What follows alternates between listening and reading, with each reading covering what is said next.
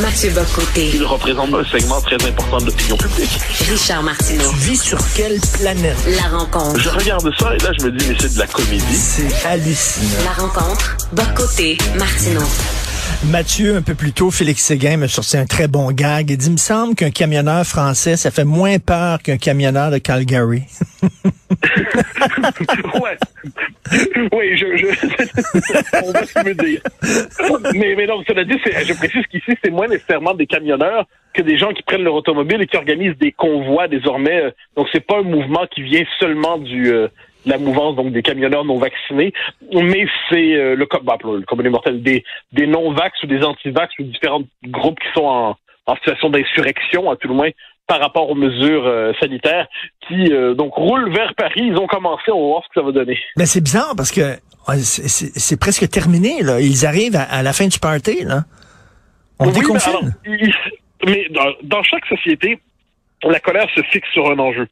Ici, c'est le passeport vaccinal. Fondamentalement, le passeport vaccinal est rejeté par une partie significative de la population, d'autant que quand il y a eu le débat à l'Assemblée nationale pour l'adoption du passeport vaccinal, on a vu, par exemple, des gens à droite dire « Oui, on sait qu'il est inutile, mais on va quand même voter pour lui parce qu'on a une culture de gouvernement. » Et là, il y avait une espèce de quiproquo, c'est-à-dire s'il est inutile, pourquoi on vote pour lui? Et là, on comprend que c'est un moyen pour faire pression pour que les gens se vaccinent d'une manière ou de l'autre. Mais les non-vaccinés, je pense que la frange qui s'oppose d'une manière ou de l'autre, soit aux mesures sanitaires, soit au vaccin, soit au passeport vaccinal, est aujourd'hui beaucoup plus active ici qu'elle ne l'est chez nous. C'est-à-dire, nous, le surgissement, on l'a vu avec le mouvement des camionneurs. À la rigueur, il y avait un mouvement un peu périphérique, mais ici, il est beaucoup plus structuré et il pèse dans le débat public. Écoute, on va parler de politique québécoise et fédérale. Tu veux me parler du poids du Québec qui ne cesse de diminuer, de fondre comme une neige au soleil? Oui, voilà. Ça, c'est la question la plus fondamentale qui soit pour notre avenir comme peuple. Notre poids dans la fédération ne fait que diminuer. On se souvient peut-être de cet échange entre Duplessis et Godbout tel que représenté par Arcan dans la série. Et puis Duplessis dit à Godbout, quand on a signé la Confédération, on était le tiers du Canada. Maintenant, on était 50%. Ensuite, on était le tiers. Maintenant, on est le tiers. Demain, on sera même plus. On va être en dessous du quart. Quand tu pèses même pas le quart d'une fédération, mon chum, tu pèses pas lourd. Eh bien, on y est. On y est aujourd'hui. Donc, et là, donc le poids du Québec diminue, c'est factuel. On pourrait dire qu'en plus, les représentations collectives, l'imaginaire qui a intégré la vision québécoise du Canada, les deux peuples fondateurs et tout ça, ça s'est liquéfié. Et là, mais quand on lit les articles qui nous présentent ça, on nous dit oui, pourquoi le poids du Québec régresse? Parce qu'il prend pas autant d'immigrants que le reste du Canada. Si on prenait autant d'immigrants, alors il diminuerait pas le poids. Et là, on voit l'espèce de piège, le pacte faustien que nous propose le Canada.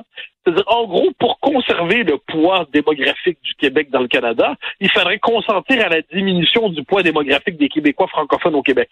Donc, plus on augmenterait notre population pour rester dans le Canada, plus diluerait les fondements démographiques et sociologiques qui font en sorte que l'identité québécoise existe et est forte. Donc, le prix à payer pour rester dans la fédération, c'est la dilution démographique de la majorité historique francophone.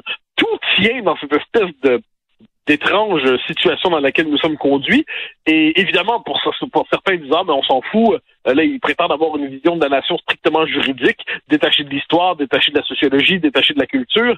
Ils refusent de tenir compte justement de l'identité collective. Et pour eux, parfait, on augmente les seuils. Et ils vont nous dire, vous voulez pas que le Québec conserve sa force dans la fédération parce que vous refusez l'immigration massive. Et là, on voit à quel point c'est un argumentaire tordu. Puis c'est à quoi on devrait répondre, mais ça, je ne surprendrai personne, en disant que c'est dans la mesure où on est pris dans la fédération, nous sommes condamnés à toujours nous dépersonnaliser collectivement parce que la condition pour maintenir notre pouvoir dans la fédération, c'est de perdre notre identité. Et on le voit, c'est la situation qui nous est présentée. Mais ce qui est étonnant, c'est que rares sont ceux qui politiquement tirent quelques conséquences alors qu'ils le devraient. Tu parlais du poids démographique. Je pense que c'est l'historien britannique Arnold Toynbee qui disait le nombre. Oui, et c'était repris chez nous par Michel Brunet. Alors, Michel Brunet, un des trois de l'École de Montréal, avec Guy Frégon et Maurice Séguin, avait appliqué cette formule-là pour parler de nous. Et effectivement, que la question du nombre est fondamentale. Je transpose ça sur la situation française juste un instant. On parle beaucoup ces jours-ci, par exemple, du port du voile islamique dans les sports en France. Est-ce que oui ou non, il faut accepter le port du voile pendant les sports? Dans les sports, la Commission européenne a aussi intégré dans une affiche qu'ils viennent faire sur l'Europe de demain, le symbole, c'est une jeune femme voilée. Bon. Et là, certains disent, oh là là, c'est terrible, c'est terrible. Évidemment que c'est condamnable, cette espèce de normalisation des symboles d'un islam militant. Donc pas l'islam en soi, mais un islam qui cherche à imposer ses codes dans l'espace public. Mais là, il faut répondre, les amis.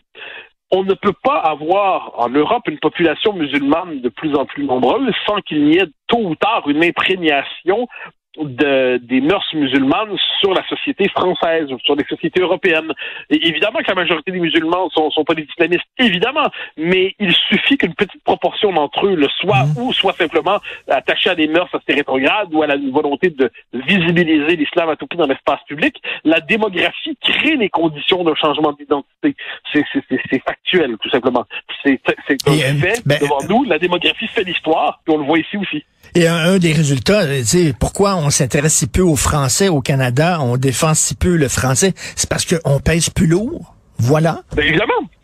Mais dans les autres provinces, le français a été condamné à la disparition partout. C'est quand même assez fascinant. C'est-à-dire, on connaît l'histoire en Ontario, au Manitoba, en fait, dans toutes les autres provinces canadiennes, dans les provinces anglaises, le français a été, on a programmé son extinction en quelque sorte. C'est une fois qu'il est condamné à une forme de survie végétative dans un bocal à la manière d'une marque parmi d'autres de la diversité canadienne, que l'on dit, ah là là, il faut sauver le français en Saskatchewan, il faut sauver le français en Colombie-Britannique, il faut sauver le français au Manitoba. Des amis, là. À un moment donné, encore une fois, le nombre fait l'histoire. Et pourquoi le français survit au Québec? Parce qu'on était plus gentil, plus fin, plus doux? Non. C'est parce qu'on était une majorité sur un territoire et qu'on contrôlait des institutions. Être une majorité chez soi, c'est essentiel. C'est le fondement même de l'existence politique. C'est-à-dire, quand une minorité, ça a des droits. Une majorité, ça a le pouvoir. Et collectivement, c'est toute la différence entre le fait qu'au Canada anglais, on a des droits qu'on nous accorde plus ou moins, alors qu'au Québec, on a le pouvoir encore. Je sais pas combien de temps on va l'avoir encore, mais la majorité historique francophone, ensuite, elle a construit une vision de son identité pour que tous puissent y adhérer, et puis on reconnaît des droits à la minorité historique anglaise, mais il y a une volonté que le français soit au cœur de notre identité, et c'est important à l'échelle de l'histoire, maîtriser les institutions sur un territoire délimité, avec des frontières établies qui permettent de dire que ce gouvernement-là est le nôtre. Mais ce qui est fascinant, c'est qu'on doit rappeler de telles évidences qui autrefois étaient pour tout le monde, et aujourd'hui, disant cela, j'ai l'impression de multiplier les bombinettes de provocation devant ceux pour qui le simple fait de mentionner la démographie dans la composition d'une société est un scandale. Soit on disparaît dans le Canada, soit on subsiste, on résiste à l'extérieur du Canada. Il me semble que le choix est clair. Merci beaucoup, Mathieu. On se reparle demain. Bonne journée. Au grand plaisir. Salut. Bye bye.